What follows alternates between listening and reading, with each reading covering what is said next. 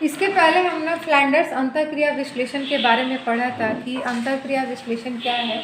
शिक्षक और छात्रों के बीच में होने वाली सिर्फ अंतःक्रिया को ही नहीं बोला जाता है, बल्कि उनके जो इंटरेक्शन होता है उसका विधिवत निरीक्षण किया जाता है और उस पर अंक प्रदान किए जाते हैं कि टीचर का जो शैक्षणिक व्यवहार रहा है वो किस तरीके से रहा है, उसे ही हम अंतःक्रिया विश्लेषण कहते हैं या फ्लैंडर का अंतःक्रिया विश्लेषण कहते हैं।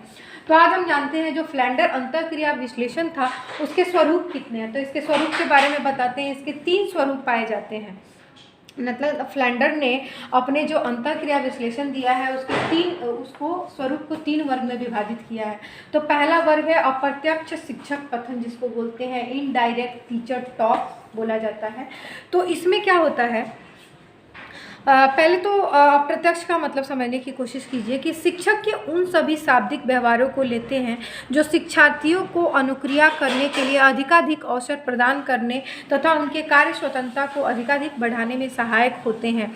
अर्थात मतलब कि अप्रत्यक्ष कथन वो होते हैं जो विद्यार्थी की अनुक्रिया को प्रोत्साहित करते हैं या इनकरेज करते हैं। मतलब वो डायरेक्ट दिखते नहीं है। एक तो होता है डायरेक्ट, एक इनडायरेक्ट। मतलब इनडायरेक्ट इसमें टीचर शामिल होते हैं, लेकिन वो इस समय क्या करते हैं, इस तरह की एक्टिविटीज़ को शामिल करते हैं जिससे छात्र ज़्यादा से ज़्यादा रिस्पॉन्स करे, मोटिवेट हो क्लास में एक्टिव होने के लिए। तो इसको हम बोलते हैं अप्रत्यक्ष शिक्षक कथन।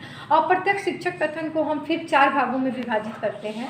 मतलब कि ये अप्रत्यक्ष शिक्षक कथन को 2 भाग में विभाजित किया गया है। एक है अप्रत्यक्ष शिक्षक कथन और एक है प्रत्यक्ष शिक्षक कथन। तो अप्रत्यक्ष शिक्षक कथन जो होता है इनडायरेक्ट होता है, इसको भी 4 भाग में विभाजित किया गया है। पहला शिक्षकों की शिक्षार्थी की भावनाओं की स्वीकृति करना। मतलब टीचर जो भी उनके फीलिंग्स है उनको हम एक्सेप्ट करते हैं, तो वो होता है शिक्षार्थी की भावनाओं की स्वीकृति। अगर शिक्षार्थी ने कुछ बोला है, स्टूडेंट ने कुछ रिस्पॉन्स दिया है, तो उस तरह से हमको किस तरह से एक्सेप्ट करते हैं, मोटिवेट। तो इससे छात्र जो होते हैं मोटिवेट होते हैं। तो एक तरह का ये भी टॉक हो रहा है, इंटरेक्शन हो रहा है। लेकिन ये क्या है, इसमें टीचर जो होता है अप्रत्यक्ष है, डायरेक्ट शामिल नहीं है, इनडायरेक्ट वे में शामिल है। दूसरा होता है प्रशंसा या प्रोत्साहित करना। अगर कोई स्टूडेंट अच्छा रिस्पॉन्स देता है तो इसके लिए हम उसे क्या करते हैं, प्रोत्साहित करते हैं या प्रशंसा करते हैं। तो ये भी हमारा इनडायरेक्ट टॉक में हो जाएगा। उसके बाद छात्रों के विचारों को स्वीकारना या उनका प्रयोग करना। मान लीजिए किसी स्टूडेंट ने कोई अच्छा जवाब दिया है, तो उसने जो भी जवाब दिया है उसको हम क्लास में शामिल कर रहे हैं, उसकी बातों को शामिल करते हुए उसको हम क्लेरिफिकेशन दे रहे हैं।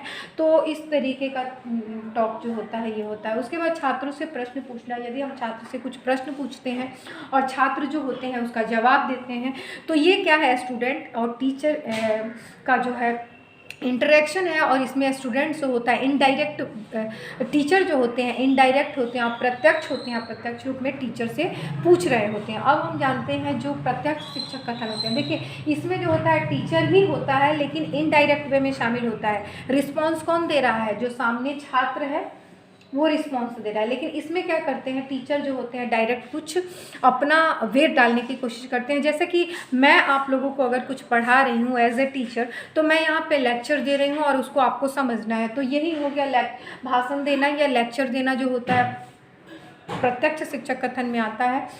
निर्देश देना। अगर मैं किसी तरह का आप लोग को इंस्ट्रक्शन दे रही हूँ कि आपको ये करना है, ये नहीं करना है, तो जब जो इंस्ट्रक्शन देने का काम हो रहा है या गिविंग डायरेक्शन देने का जो काम हो रहा है वो हमारा क्या हो जाता है, प्रत्यक्ष शिक्षक कथन। देन हम बात करते हैं आलोचना करने की। क्रिटिसाइज या जस्टिफाई जो होता है, जस्टिफाई ऑथोरिटी होती है आपकी आलोचना करना। अगर छात्र कुछ गलत कर रहे हैं तो वहाँ पे हम उनकी आलोचना करते हैं कि आप सही हैं या गलत हैं या नहीं है, या मतलब छात्र की आलोचना करना कि आपने ऐसा नहीं किया, आपको ऐसा करना चाहिए था, आपको वैसा करना चाहिए था। इस तरह का वे अगर हम लेके जाते हैं तो वो क्या कहलाता है, आलोचना करना या जस्टिफाई करना, जो हम बोलते हैं। बच्चों को जो होते हैं आलोचित करके उनको बताने की कोशिश करते हैं। तो आलोचना करना हमारा जो होता है प्रत्यक्ष शिक्षण कथन में आ जाएगा। उसके बाद हम जानने की कोशिश करते हैं शिक्षार्थी कथन के बारे में, जो प्यूपिल टॉक होता है, जिसके छात्र वार्ता के भी नाम से जाना जाता है। तो इसमें स्टूडेंट होते हैं। देखिए ये टीचर हो गया, तो टीचर को 2 भाग में बांटा गया, इनडायरेक्ट टीचर टॉक और डायरेक्ट टीचर टॉक। अब हम बात करते हैं प्यूपिल टॉक की, बात करते हैं जो छात्रों के द्वारा होती है। तो शिक्षक के प्रश्नों को छात्र जो होते हैं, शिक्षक शिक्षक को उत्तर देना, यानी छात्र अनुक्रिया।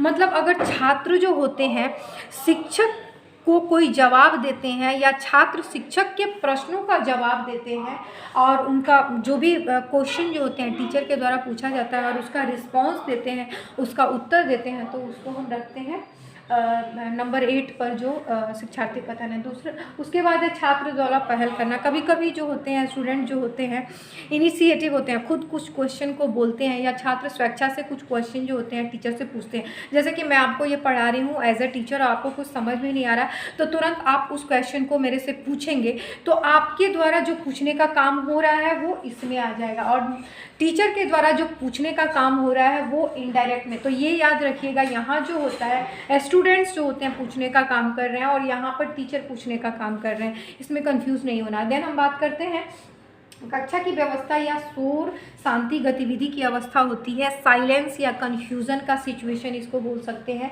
ये साइलेंस या कन्फ्यूजन का सिचुएशन कैसे होता है?